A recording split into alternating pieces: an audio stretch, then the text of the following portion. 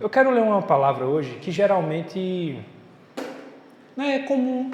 Apesar dela ser muito parecida com outra palavra, ela não é muito lida assim. Pelo menos é difícil ver alguém pregando sobre ela. Eu acho que porque ela tem uma outra palavra que é mais famosa do que ela. Então a gente vai abrir em Lucas. Deixa eu abrir aqui a minha Bíblia.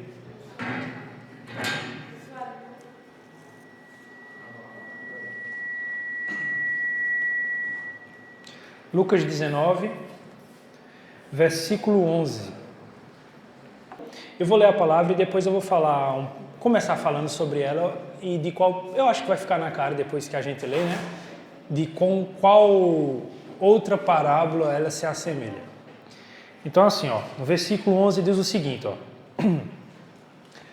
Estando eles a ouvi-lo, Jesus passou a contar-lhes uma parábola.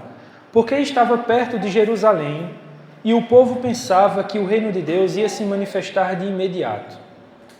Ele disse: Um homem de nobre nascimento foi para uma terra distante para ser coroado rei e depois voltar. Então chamou 10 dos seus servos e lhes deu 10 minas. Daqui a pouco a gente vai discutir sobre essas minas, né? Para quem não conhece o que significa. Disse ele: Façam esse dinheiro render até a minha volta. Mas os seus súditos o odiavam e por isso enviaram uma delegação para lhe dizer: Não queremos que este homem seja nosso rei. Contudo, ele foi feito rei e voltou. Então mandou chamar os servos a quem dera o dinheiro, a fim de saber quanto tinham lucrado. O primeiro veio e disse: Senhor, a tua mina rendeu outras 10. Muito bem, meu bom servo, respondeu o seu senhor. Por ter sido confiável no pouco, governe sobre 10 cidades. O segundo veio e disse: Senhor, a tua mina rendeu 5 vezes mais. O seu senhor respondeu: Também você encarregue-se de 5 cidades. Então veio outro servo e disse: Senhor, aqui está a tua mina. Eu a conservei guardada num pedaço de pano. Tive medo, porque és um homem severo. Tiras o que não puseste e colhes o que não semeaste. O seu senhor respondeu: Eu o julgarei pelas suas próprias palavras, servo mau. Você sabia que sou homem severo, que tiro o que não pus e colho o que não semeei? Então, por que não confiou o meu dinheiro ao banco? Assim, quando eu voltasse, o receberia com os juros. E disse aos que estavam ali: Tomem dele a sua mina e deem-na ao que tem 10. No versículo 25 diz: Senhor, disseram, ele já tem 10. Ele respondeu: Eu digo a vocês que a quem tem mais será dado. Aliás, vou ler de novo. Eu digo a vocês que a quem tem mais será dado, mas a quem não tem, até o que tiver, lhe será tirado. E aqueles inimigos meus que não queriam que eu reinasse sobre eles, tragam-nos aqui e matem-nos na minha frente. Gente, eu acho que é muito claro, tá? Muito claro que essa palavra é quase um paralelo à parábola dos 10 talentos, né? Eu vou perguntar só por participação mesmo de vocês com a palavra, mas eu acredito que todos vocês já devem ter ouvido pelo menos uma vez, né, sobre a parábola dos 10 talentos. É muito parecida com ela. Se a gente pegar e ler, fica em Mateus 25. Se a gente pegar e lesse, a gente via que é quase um paralelo. Na Bíblia tem muitos paralelos. Algumas Bíblias, quando você está lendo a palavra, você vê, a minha tem isso, não sei se a de vocês tem isso, mas você vê que abaixo dos títulos que tem em cada trecho da Bíblia, em cada perícope, né? Ela traz um título do que se trata e abaixo algumas referências, né? Alguns paralelos de onde são encontrados aqueles paralelos na Bíblia. Por exemplo, Aqui, ó, em Lucas, capítulo 19, não sei se na de vocês estão assim, mas no versículo 28 a gente vai encontrar um paralelo em Mateus 21, um paralelo em Marcos 11 e um paralelo em João, capítulo 12. Ou seja, são outros lugares da Bíblia que estão testemunhando e contando a mesma coisa, que Jesus disse a mesma coisa, só que por diferentes óticas, né? Diferentes autores escreveram aquilo ali. Não sei se vocês estão percebendo que essa palavra de Lucas 19, ela não tem paralelo com a palavra de Mateus 25. Mas olha, por quê? Eu acho que é a primeira questão que a gente tem que fazer. Por que ela não tem? Mas se você ler, a gente pensa que ela está falando literalmente das mesmas coisas. Né? Na parábola dos 10 talentos, um homem recebe 5 talentos, o outro recebe 2 e o outro recebe 1. Aquele que recebeu 5 devolve mais 5, aquele que recebeu 2 devolve mais 2 e aquele que resolveu 1 enterra e não devolve nenhum ao Senhor. Para resumir, é isso a parábola. Aqui não. Aqui tem uma diferença. E é essa diferença que faz com que ela não seja um paralelo à parábola dos 10 talentos. Jesus aqui, ele está falando de outra coisa. É isso que eu quero falar com vocês hoje. Mostrar essa diferença. Lá em Mateus 25, na parábola dos talentos, a gente pode interpretar isso, né, através de um estudo, o quanto Deus dá e distribui com alegria dons para as pessoas da igreja, para que elas multipliquem e usem esses dons na igreja, para que a gente, no caso a sua igreja, consiga multiplicar com esses dons várias e várias coisas, certo? Aqui, o Senhor da parábola, ele entrega a mesma quantidade de benefício para cada um. Lá, ele entrega 5 para um, 2 para um, 3 para outro e assim vai. É só 5, 2 e 1, né? Mas eu estou dizendo, estou acrescentando aqui, está repreendido. Mas ele distribui segundo a sua própria vontade. Uns recebem 5, outros recebem 2. Aqui ele dá igualmente a cada um uma mina. Talvez nas traduções de vocês já esteja escrito assim 10 moedas de prata. Mas é porque uma mina, ele era um dinheiro, uma quantia em dinheiro que era equivalente a 3 meses de trabalho. Uma mina era equivalente a 3 meses de trabalho. E ele entregou para cada um dos servos dele uma mina.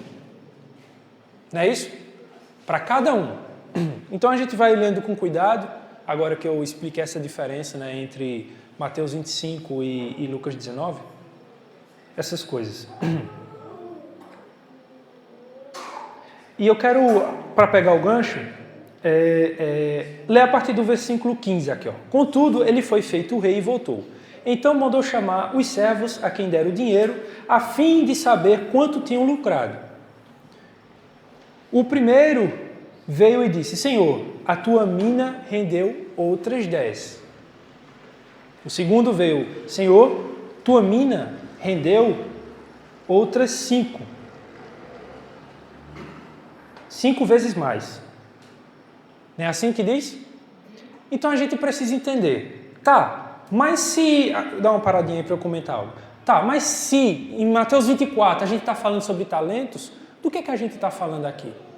O que é isso? Que Deus confiou aos homens, aos seus servos, e esperava que eles multiplicassem. Tem que ter uma resposta, não é isso? Tem que ter um segredo a ser revelado aí, para que a gente entenda o que é que Cristo espera que a gente devolva e devolva em abundância. Não é assim? A gente vai ler uma palavra agora, aliás, 3 trechinhos, se vocês quiserem abrir a Bíblia, amém, senão basta ouvir, que vai tentar trazer luz sobre o que é esse dinheiro da parábola que Jesus confiou aos seus servos. A primeira palavra que eu quero ler é em 1 Tessalonicenses, capítulo 2, versículo 4. Ao contrário, como homens aprovados por Deus para nos confiar o Evangelho, não falamos para agradar pessoas, mas a Deus, que prova o nosso coração. Vou ler de novo. Ao contrário, como homens aprovados por Deus, é claro que aqui está sendo discutido outras coisas e ele está chegando numa conclusão, né? Ele está chegando numa conclusão e a conclusão dele é: ao contrário, como homens aprovados por Deus para nos confiar o Evangelho, não falamos para agradar pessoas, mas a Deus. Amém? A segunda palavrinha que eu quero ler em 1 Timóteo, capítulo 1, versículo 11. Fica bem pertinho aqui de Tessalonicenses, é só virar algumas páginas, certo? Vai ser até fácil de ler. 1 Timóteo, capítulo 11, aliás, 1 Timóteo, capítulo 1, versículo 11. 1:11. Esta sã doutrina se vê no glorioso Evangelho que me foi confiado, o Evangelho do Deus bendito. Esta sã doutrina se vê no glorioso Evangelho que me foi confiado, o Evangelho do Deus bendito. Amém? Estão começando a capturar já alguma coisa aí? Tem mais outra que eu quero ler. Essa não vai precisar nem mudar de livro. 1 Timóteo, capítulo 6, 20. Timóteo, guarde o que foi confiado a você. Olha essa frase. Timóteo, guarde o que foi confiado a você. Evite as conversas inúteis e profanas e as ideias contraditórias do que é facilmente chamado conhecimento. Só o versículo 20. Timóteo, guarde o que foi confiado a você. Acho que a gente já começa a perceber que algo nos foi confiado, assim como algo foi confiado àqueles homens na parábola das minas de Lucas 19. Algo nos foi confiado, gente. E sabe onde foi nos confiado? É o último texto, eu prometo, tá? Que precisa, para que a gente ganhe um embasamento bíblico aqui, a gente está passeando pela Bíblia. Em Mateus agora, a gente vai para Mateus. Cheio de cartãozinho, ó. Ainda bem que eu tenho um bocado. Mateus 28. Versículo 18. 28, 18. Amém? Ó, no livro de Mateus diz o seguinte, ó. Preste atenção. Então Jesus aproximou-se deles e disse: foi-me dada toda a autoridade nos céus e na terra. Não foi isso que foi dado a gente, tá? Foi dado a Jesus, só para deixar bem claro. Portanto, agora sim, ele falou dele, agora ele vai falar da gente, ó. Portanto, vão e façam discípulos de todas as nações, batizando-os em nome do Pai, do Filho e do Espírito Santo, ensinando-os a obedecer a tudo o que eu ordenei a vocês. E eu estarei sempre com vocês até o fim dos tempos. Amém? Amém? Pergunta. Isso aqui pareceu, essa palavra que eu acabei de ler, vão e façam discípulos e tudo mais. Isso aqui pareceu que estava sendo entregue a somente a uma pessoa específica, ou foi para todo mundo? O que é que vocês acham? Vocês acham que foi entregue para todos? Eu também acho. Glória a Jesus. Gente, na parábola dos talentos, que significa 35 quilos de prata, né? O talento significa dinheiro, 35 quilos de prata. Foi dado algo diferente a cada um. Nessa, foi dado algo universal a todo mundo. E o que foi dado universal? E o que é que Saulinho mais repete aqui nessa igreja? Quem adivinha? Qual é a frase? Uma família de muitos filhos, semelhantes a Jesus, para a glória do seu nome, é exatamente essa palavra de Mateus 28. Façam discípulos. Porque quem é discípulo é porque é discípulo em Cristo. E quando você vai e faz discípulo, você está fazendo e está trazendo para Cristo mais filhos. E essa ordenança não é uma ordenança para o pastor, não é uma ordenança para um diácono, não é uma ordenança para alguém que tem um cargo de liderança na igreja. Essa ordenança é para cada cristão.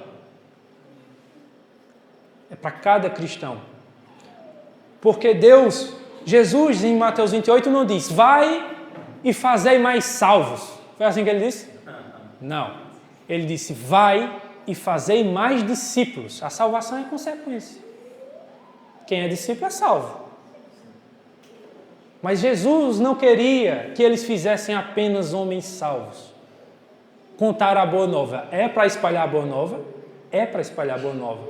Mas Jesus esperava que fosse criado no coração dos seus discípulos a necessidade de buscar mais para o reino. E não é buscar mais para o reino de qualquer forma. E não é para trazer mais para o reino gente de qualquer jeito. É gente que tenha a intenção de ser também discípulo. Por isso que ele não disse, vai fazer mais salvos. E sim, ele diz, vai fazer mais discípulos. É para que haja um milagre da multiplicação como houve dos pães e dos peixinhos, só que dessa vez nas vidas humanas. É dever do cristão trazer para si outros que são como ele, líderes, discípulos e capazes de fazer mais discípulos. Agora, eu estava brincando com a Aninha quando a gente estava indo para a tua casa, Marquinhos, que eu estava precisando variar um pouco nas pregações assim que eu estava trazendo aqui, porque parecia que era só lapada, sabe?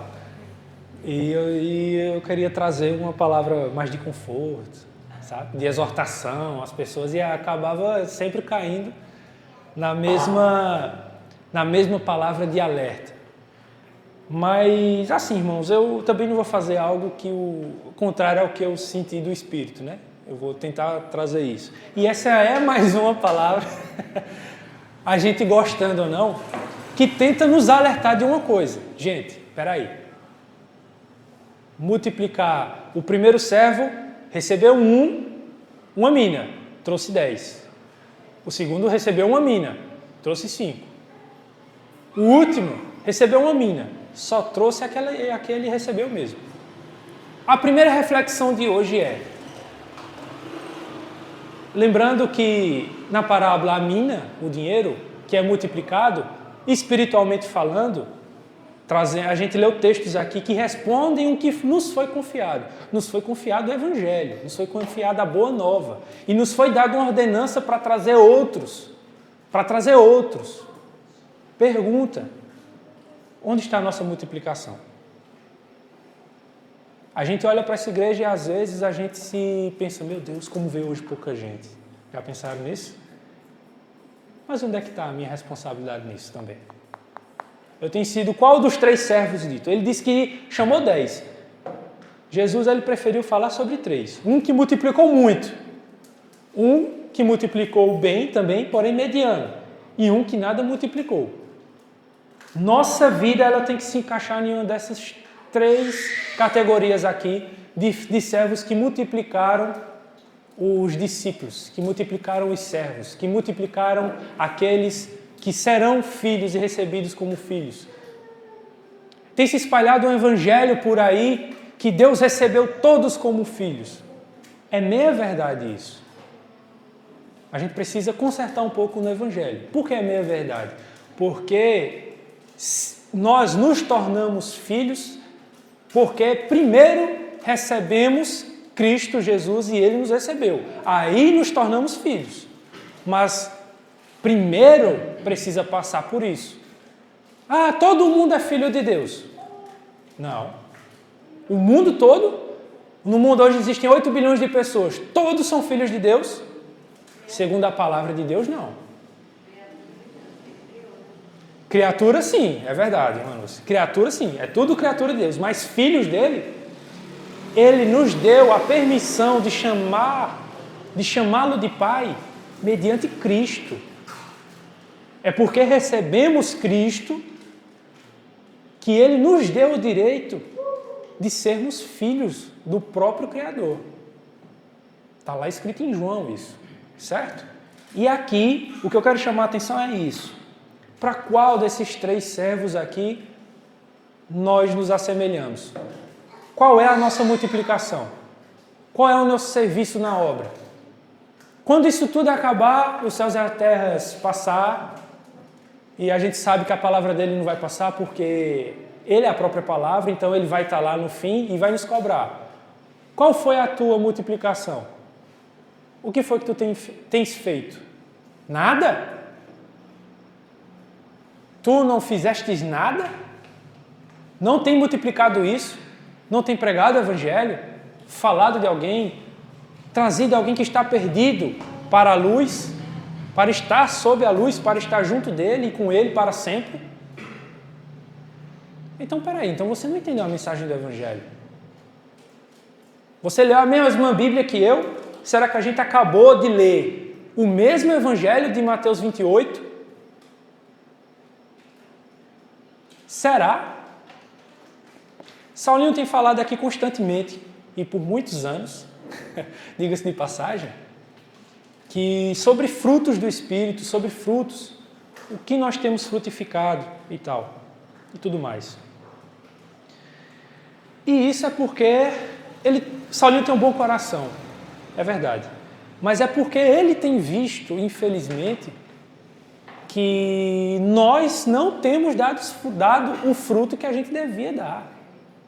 A gente não tem multiplicado isso que Deus nos deu. Nós não estamos fazendo e concluindo e concretizando essa ordenança que ele deu a todos os discípulos de Jesus. Você é discípulo de Jesus? Você é discípulo de Jesus? Onde estão os seus discípulos? Quem você pode dizer, fulano é meu discípulo?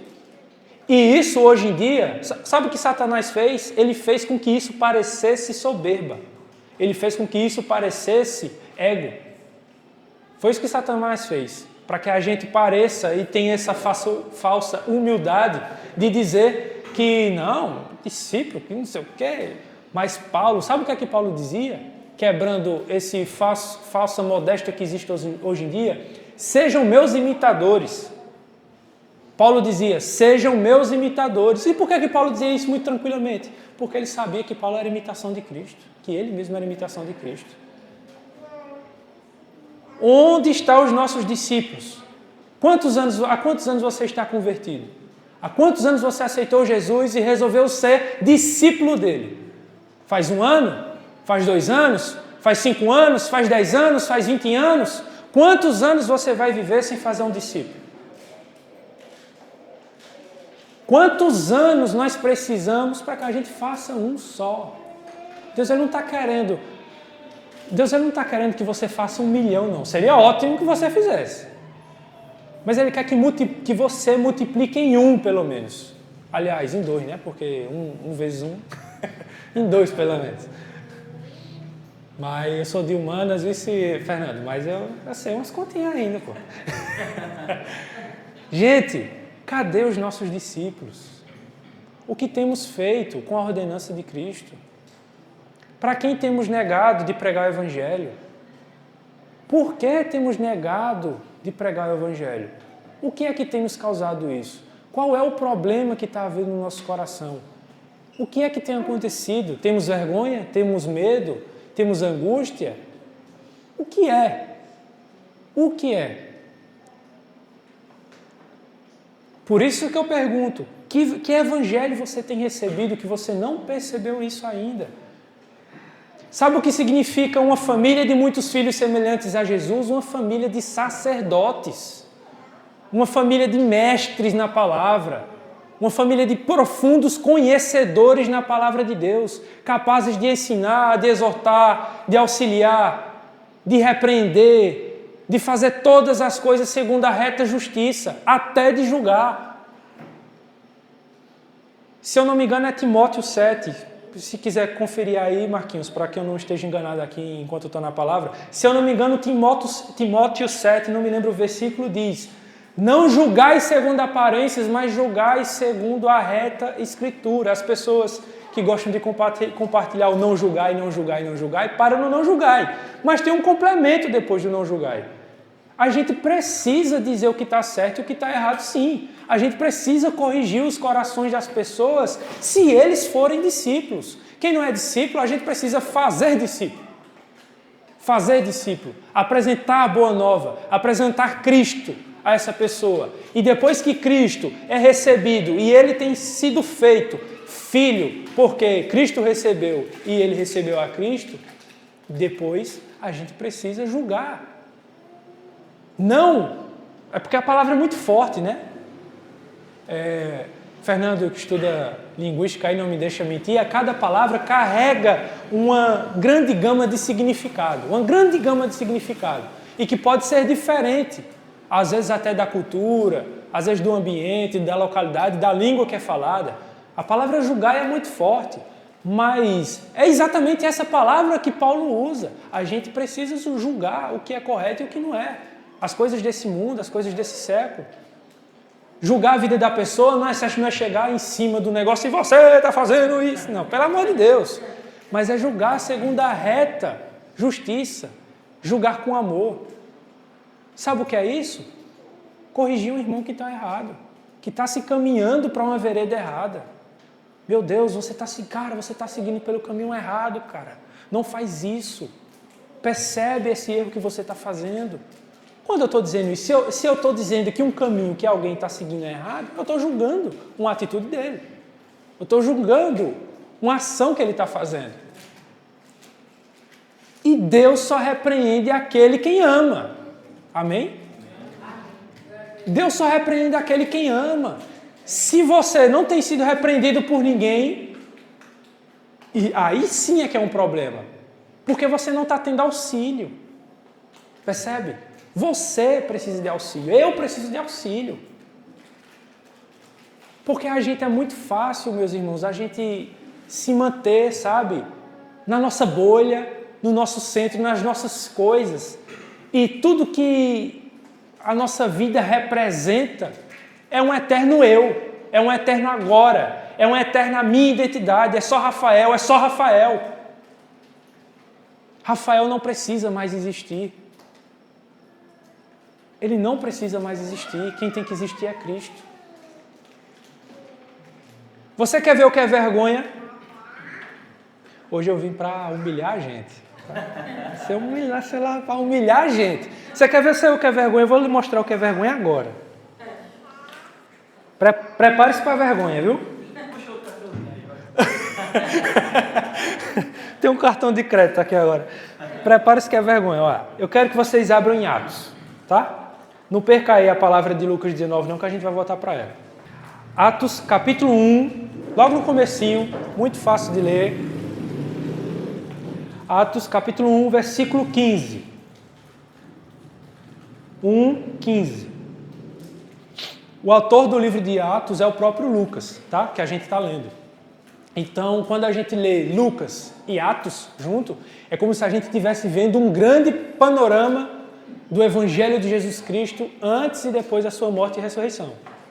Porque é escrito pelo mesmo autor, por Lucas. Então a gente está lendo um livro que ele descreve uma parábola que não tem referência em outros livros, sabe? Não tem em Mateus, não tem em Marcos, não tem um paralelo em outros livros. E agora a gente vai ler Atos 1:15. Olha o que diz em Atos 1:15, ó. Naqueles dias, Pedro levantou entre os irmãos um grupo de 120 pessoas. Amém? Pequeno versículo. Naqueles dias, certo? Pedro levantou entre os irmãos um grupo de 120 pessoas. Quantas pessoas foi que Pedro levantou? 120, né? Ó, eu não sei na Bíblia de vocês aí, ó. Mas aqui eu só preciso virar uma folha. Eu só preciso virar uma folha da Bíblia, ó, para ir em Atos 2, 41. Atos 2:41. Uma folhinha, tá? Aqui ele está fazendo a narração do que aconteceu logo no início, depois da subida de Cristo. Amém? Atos 2:41, ó. Olha o que diz em Atos 2:41. Uma folha depois, ó. Os que aceitaram a mensagem foram batizados e naquele dia houve um acréscimo de cerca de 3.000 pessoas. 120 homens multiplicaram a 3.000 no mesmo dia. Você tem percebido isso? No mesmo dia, 120 multiplicaram em discípulos a 3.000.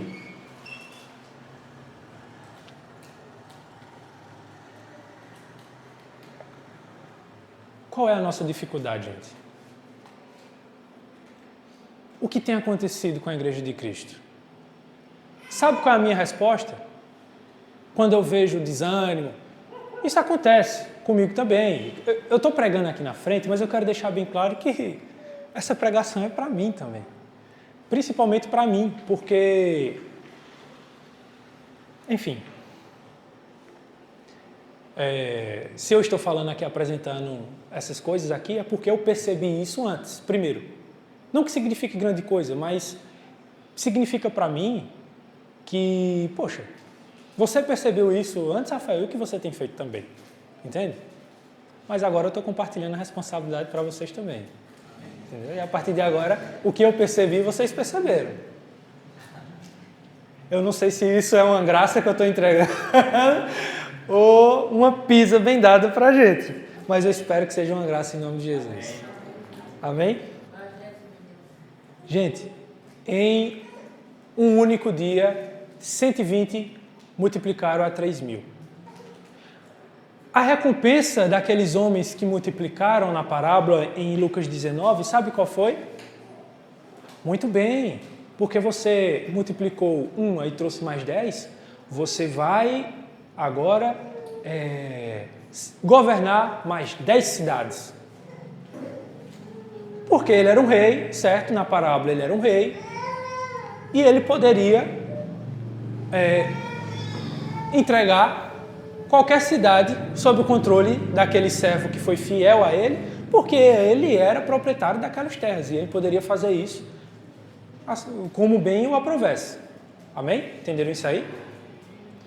De forma semelhante a isso, e eu peço a vocês que, para vocês entenderem a realidade do reino de Deus, do evangelho do reino, vocês leiam as cartas do Apocalipse, capítulo 2 de Apocalipse, em que no final de cada carta, ele deixa claro que aquele que vencer, eu lhe darei isso. Aquele que vencer, eu lhe darei aquilo.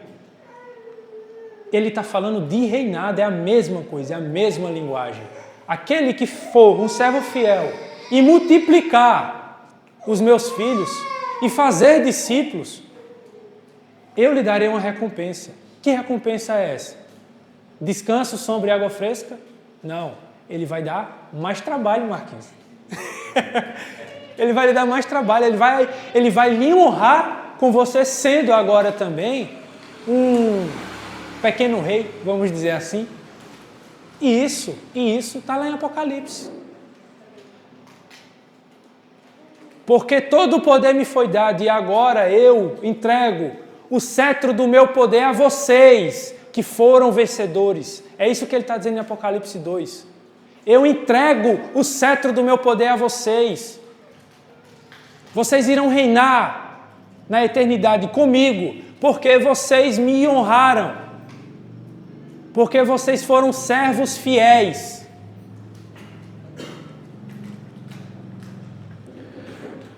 Eu quero estar na eternidade.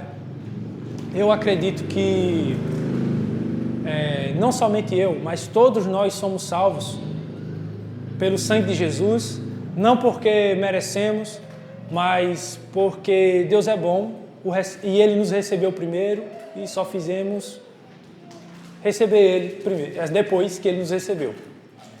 Amém? Amém.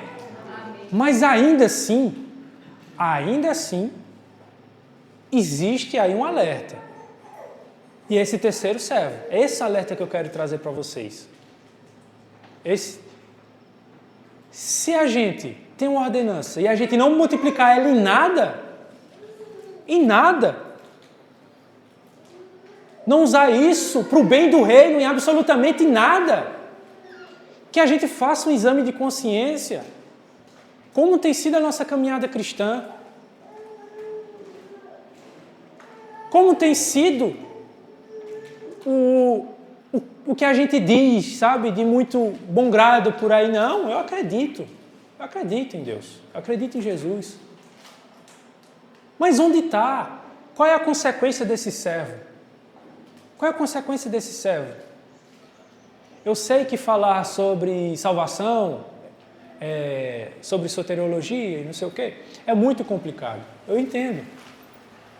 Mas eu quero falar somente desse texto e o que é inquestionável na nossa frente é que há uma grave consequência àquele quem diz que é servo e não atende o pedido mais básico do nosso Senhor. Isso eu tenho certeza que eu posso falar, porque a palavra está me dizendo isso, claramente. Olha o que diz aqui, no versículo 13 de Lucas 19, ele diz o seguinte, disse ele, façam esse dinheiro render até a minha volta. Façam esse dinheiro render até a minha volta. Vocês são discípulos? Façam discípulos até a minha volta. O que tem acontecido, não somente na nossa igreja, mas na nossa comunidade como um todo, mas no nosso país, mas no mundo, é consequência direta da ineficiência, do desleixo e do abandono de cristãos com a obra de Cristo. Isso é consequência direta. E se nós somos cristãos e estamos vivendo nessa mesma época, nesse mesmo mundo, nós somos coparticipantes disso também. Nós participamos dessa coisa também, queira você ou não. Em um único dia, aqueles homens multiplicaram muitas vezes o que Deus entregou a eles. E hoje nós temos anos e anos de experiência, de estudo na palavra, de tudo. E o que a gente multiplica? Às vezes a gente não consegue multiplicar nem quem está dentro da nossa própria casa. Aqui entre nós, às vezes a gente se comporta como se a gente, nem mesmo a gente fosse. É como se a gente pegasse essa única moeda, essa única mina, esse único dinheiro que o Pai nos deu, e é como se a gente jogasse ela fora. Porque nem isso, mas muitas pessoas têm sido assim. Chega na igreja, recebe o dinheiro. E o dinheiro, sabe o que ele simboliza? É o sustento, é a capacidade de que você pode trazer outros, pode multiplicar aquilo. É a saúde, é uma bem-aventurança, é uma capacidade intelectual, é saber falar, se pronunciar, se comunicar, é saber fazer todas essas coisas. Isso é o dinheiro que Deus lhe entregou. Todas essas coisas somadas juntas, Elias, ele é como esse dinheiro que Deus nos deu. Deus lhe entregou a capacidade de multiplicá-lo. Você tem a capacidade de multiplicar a obra de Cristo. Amém. Mas onde é que está essa multiplicação? Que não temos visto. E concluindo o que eu já comecei a dizer, muitos têm pegado até essa capacidade e jogado no ralo. Nem ele mesmo, nem a própria mina que ele recebeu tem se mantido firme, em pé.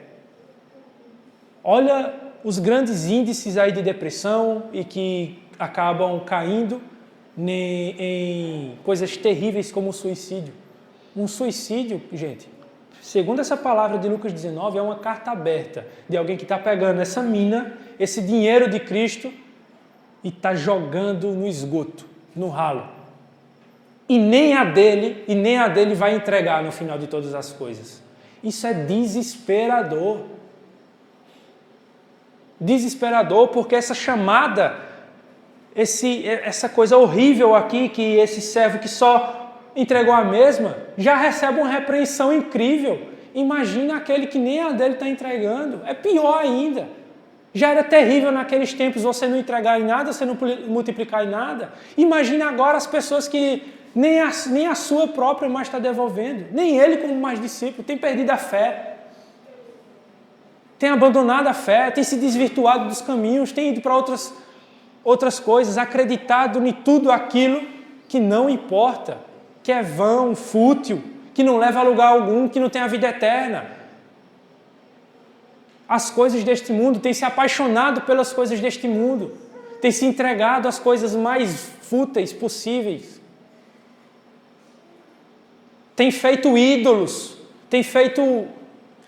Meu Deus! E como isso tem se aproximado da nossa casa, gente? Como isso tem se aproximado da minha casa, da sua casa? Não permitemos mais que isso aconteça. Desperte hoje. Desperte hoje o seu chamado que Deus colocou na sua vida para que você sirva a sua igreja, para que você sirva a sua comunidade, para que você sirva ao reino e ao plano de Deus e que você multiplique. Está incomodado se a igreja tem gente ou muita ou pouca? Isso é culpa sua. Isso é culpa minha. Quando existe aqui um evento evangelístico para a gente ir para os bairros e pregar o evangelho, quantos têm ido? Qual foi a última vez que aconteceu isso nessa igreja? Qual foi a última vez? E quando tem, já demora. Demora tanto que quando tem era para a igreja toda. Era para dar 100 pessoas lá no meio da rua. Eita, glória a Deus, e ir atrás de gente. Mas quando tem, vai 4, vai 3.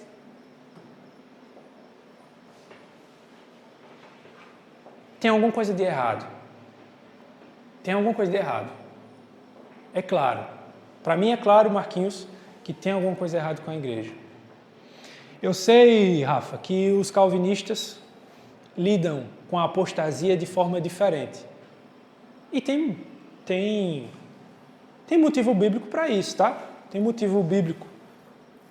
Segundo os calvinistas, ninguém perde a salvação. Mas segundo o arminianismo, é possível perder a salvação. É possível alguém ser salvo e é possível perder. E o maior argumento de quem é arminiano diz, olha, se não é possível alguém ser salvo, se perder, por que há um grande alerta sobre isso em Hebreus? Ora, se não é possível perder, para que alertar? Alertar sobre o que não é possível perder? Eu confesso que eu tenho bons olhos ou ouvidos, seja lá o que for, para ouvir essas coisas. Eu não quero conversar aqui sobre uma discussão teológica muito aprofundada, mas, concluindo o que eu comecei a dizer lá atrás, que eu desverti um pouco do caminho, eu acredito que esse esfriamento, esse afastamento das coisas do que é santo, do que é justo, é predito pela própria palavra. Eu acho que a gente está começando a viver. E não é porque eu gosto de escatologia, deixar bem claro aqui. Sabe, quem gosta de escatologia quer que a bagaceira comece amanhã. Peraí, não é isso. Mas eu tenho interpretado que nós começamos a entrar num caminho sem volta. Eu tenho visto as coisas assim. Pode ser um pouco negativo, pode ser um pouco pessimista, mas a palavra de Deus é clara. A palavra de Deus é clara. Vai chegar um momento da humanidade que Jesus não poderá se manifestar. Antes do quê?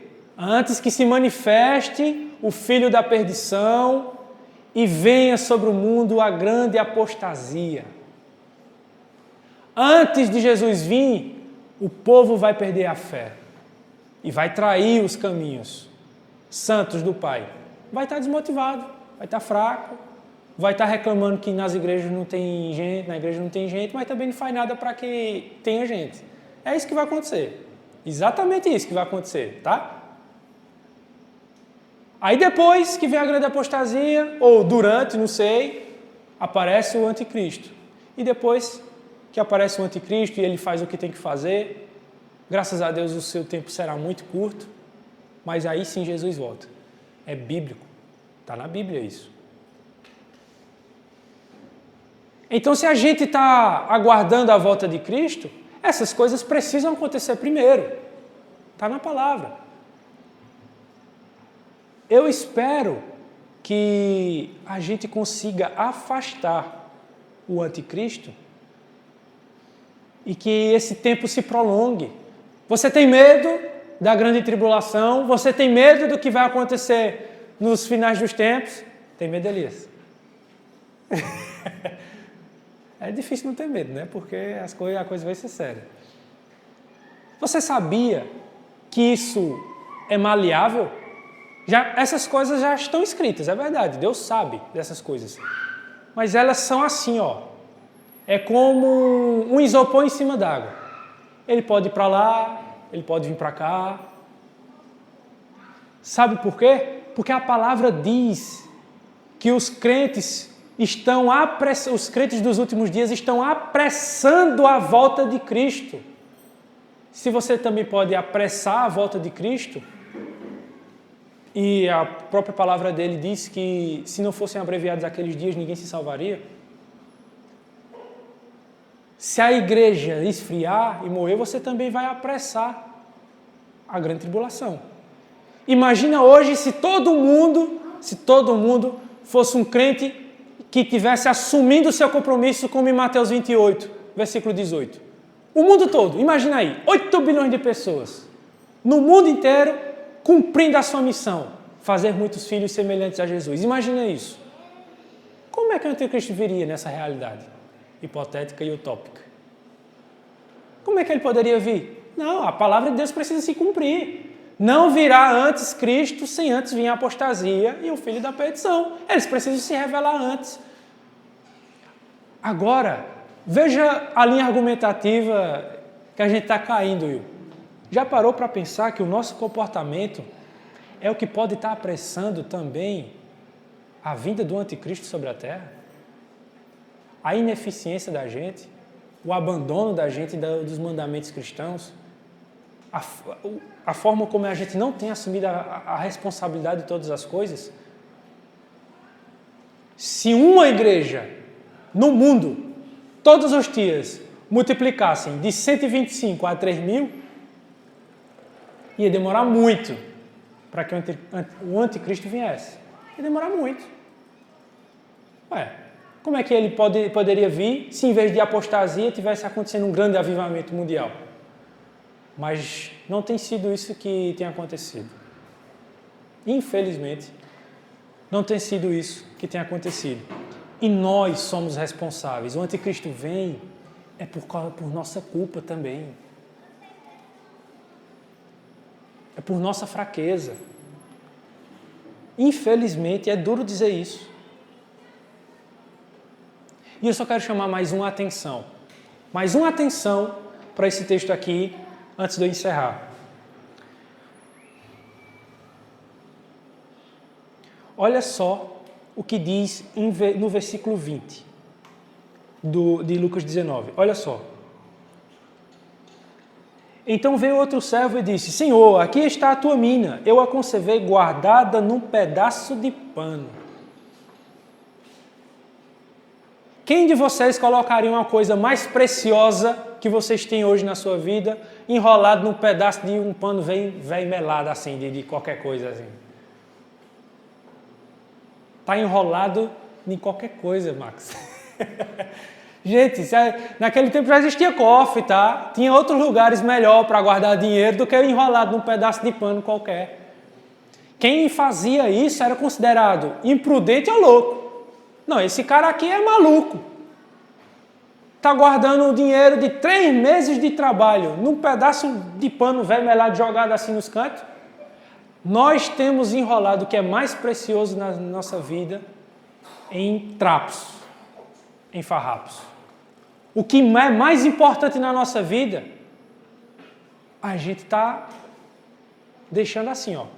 Agora, tudo que não presta e tudo que é de besteira desse mundo, aí tem um lugarzinho guardado na nossa casa, num pedestal, num quadro, num cofre, num lugar bem bonito. Eu não sei quem foi que citou, não sei se foi no outro culto. Aliás, foi a própria Sheila, né? Eu acho. Que ela citou sobre aquele vídeo do TikTok daquela menina, foi a própria Sheila, né? Aquilo é a representação clara disso, gente. Deus, meu Deus, eu acho que Deus é amor, aquela tristeza de falar de Deus. Deus é amor, Deus é... Nem sabe falar, porque não conhece, vai falar o que é de Deus se não conhece. E TikTok? Eita, agora... Olha, a marca chega se abriu. TikTok eu conheço, esse você fala bem, meu amigo. Tá todo dia. A gente olha para aquilo que aconteceu e é muito feio assim para a gente que é cristão, sabe, perceber que o mundo caminha dessas formas. Mas a verdade é que em algum nível nós temos feito a mesma coisa.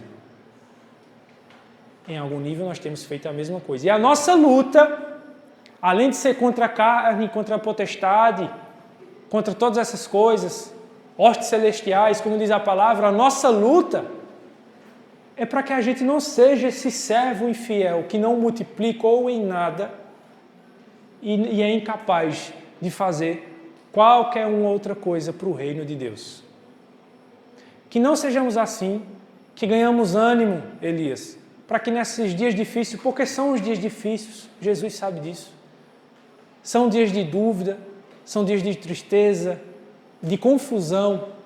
Será que houve um dia, um período no mundo com tanta confusão como há hoje? É muita confusão que há no mundo. Muitas duas conversas, aliás, até 3, 4, 5. A gente não sabe nem no que se agarrar, no que acreditar. Mas tem uma coisa em que a gente pode acreditar e se agarrar, que é a nossa palavra, que foi o que Deus nos deixou de mais precioso, além de sua ordenança. Vocês, discípulos, façam discípulos também, em nome do Senhor Jesus. Amém? Obrigado. Até a próxima.